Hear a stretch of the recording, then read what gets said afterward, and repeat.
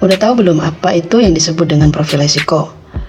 Jadi, jika kamu investor pemula atau calon investor, maka kamu sebenarnya wajib tahu mengenai profil risiko ini, guys. Kenapa saya bilang seperti itu? Karena pada dasarnya dalam dunia investasi itu tidak ada investasi yang tanpa risiko. Semuanya berbanding lurus dengan risiko. Jadi, seperti istilah high risk, high return. Semakin besar keuntungan dalam sebuah investasi, maka dia akan memiliki kemungkinan risiko yang lebih besar pula dalam bisnis itu. Jadi, akan salah besar bagi para calon investor yang berpikir bahwasannya dalam dunia investasi itu tidak ada yang namanya risiko. Tapi yang namanya investasi itu adalah penuh dengan risiko. Jangan salah ya teman-teman. Investasi itu merupakan aktivitas yang dapat melibatkan psikologis. Makanya, kesiapan itu perlu. Karena dalam proses investasi, kita selalu dihadapkan dengan dua pilihan, yaitu untung atau rugi. Jadi, apabila kita tidak tahu kesiapan diri kita terhadap suatu investasi yang kita ikutin, maka itu malah bisa berbahaya buat kita. Jadi, apa sih sebenarnya profil risiko? Nah, gini teman-teman, profil risiko itu sebenarnya adalah tolak ukur kesiapan seorang calon investor terhadap kemungkinan risiko yang akan terjadi. Nah, biasanya profil risiko dalam setiap calon investor itu beda-beda teman-teman. Dan ya itu dikarenakan ada latar belakang yang menjadi faktor penyebab perbedaan itu. Jadi dalam 3 jenis profil risiko yang akan saya jelaskan ini, itu berbeda-beda, bukan berarti ada yang lebih baik atau ada yang lebih buruk. Ini hanya mengenai kecocokan investasi terhadap karakter dari profil risiko seseorang.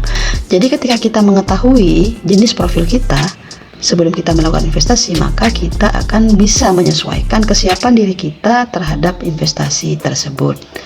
Oke, ada 3 jenis profil risiko, yaitu yang pertama tipe-tipe konservatif. Yang konservatif ini teman-teman biasanya cenderung memiliki toleransi yang sangat tipis sekali terhadap kemungkinan risiko investasi yang terjadi. Jadi mereka cenderung lebih panik, bingung, dan juga tidak menerima apabila terjadi sesuatu yang tidak diinginkan dalam investasinya. Ya, itu bisa jadi banyak hal ya yang menyebabkan hal itu. Jadi kita nggak bisa menyalahkan juga gitu. Jadi tipe-tipe seperti ini lebih cocok berinvestasi dalam dunia investasi yang lebih menjamin keamanan ya, seperti deposito, emas, atau mungkin reksadana pendapatan tetap, seperti itu. Ya, meskipun pada dasarnya yang dihasilkan juga rendah gitu ya. Karena memang begini teman-teman, semakin tinggi sebuah risiko, maka semakin besar keuntungan yang bisa dia berikan gitu. Apabila semakin kecil risiko yang ada, maka biasanya income-nya juga semakin kecil ya, karena memang dalam investasi itu selalu berbanding lurus ya. Jadi untung rugi itu selalu berbanding lurus. Sebenarnya tidak masalah meskipun itu menghasilkan sesuatu yang kecil dengan risiko yang kecil, asalkan dikelola dengan baik. Jadi nggak ada masalah sih. Nah, tipe yang kedua adalah tipe moderat ya teman-teman. Tipe menengah ini biasanya berada di frekuensi tengah-tengah. Kenapa saya bilang seperti itu? Karena orang-orang seperti ini toleransinya terhadap risiko itu lebih siap. Ya, biasanya orang-orang seperti ini sudah lumayan lama lah berkecimpung dalam dunia investasi.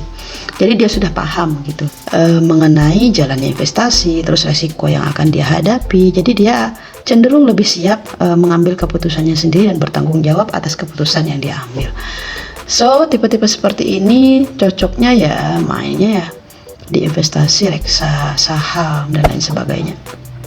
Seperti itu. Jadi dia sudah memiliki kesiapan. Nah, sedangkan tipe yang ketiga teman-teman adalah tipe agresif, yang mana dalam tipe ini biasanya investor sudah lebih matang dalam menghadapi risiko yang akan kemungkinan terjadi. Pemain-pemain agresif ini biasanya lebih suka tantangan ya, mereka lebih siap terhadap apapun yang akan terjadi dalam jumlah besar biasanya ya, seperti di trading forex ya, trading mata uang, yang mana kalau dalam trading kan jangankan 1 hari ya, dalam hitungan menit saja dia bisa loss total semuanya, atau mungkin bisa saja profit gitu. Jadi orang-orang seperti ini ya mainnya di zona-zona merah. Nah, makanya teman-teman perlu banget bagi kita mengetahui jenis profil yang manakah gitu. hal itu dapat membantu kita untuk menyesuaikan diri kita dengan investasi yang bisa kita ambil.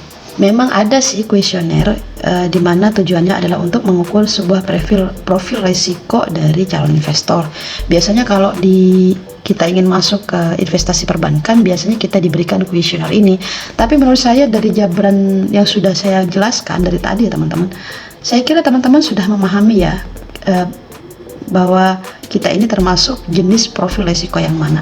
Jadi kita udah bisa mengambil intisarinya. Intinya, ketahui dulu sejauh mana kesiapan kalian terhadap sebuah risiko agar kita bisa memilih jenis investasi yang sesuai dengan diri kita. Jadi mungkin ini aja dulu yang perlu saya sampaikan sama teman-teman ya. Semoga nanti kita ngebahas poin yang lain lagi mengenai investasi. Ya intinya di sini kita belajar ya, sama-sama belajar, berbagi, dan akhirnya bermanfaat bagi sesama. Jadi teman-teman, apapun yang ada di channel ini semoga bermanfaat, dan jangan lupa like, share, and comment.